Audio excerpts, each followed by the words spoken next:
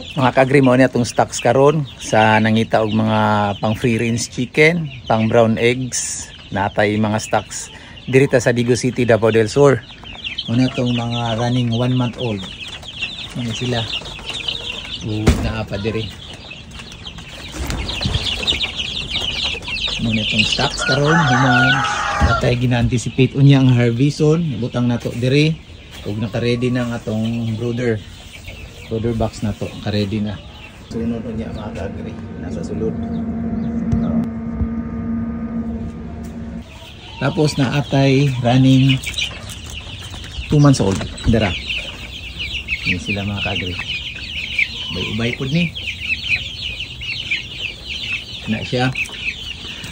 Tapos Digo City, Davao del Sur, PM lang mo sa page na to mga ka-agri. Saluyon nako muna ato ang mga breeders. Dara. Ini.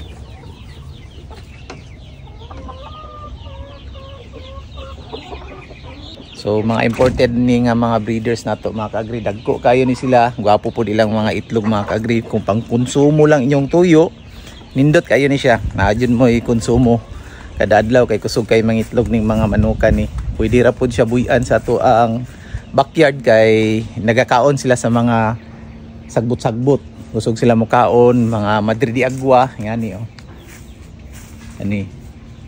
So kana sa gusto magbuhi ani, maglingaw-lingaw og naay kalingawan og buhi o pwede po ninyo himuong negosyo gamay.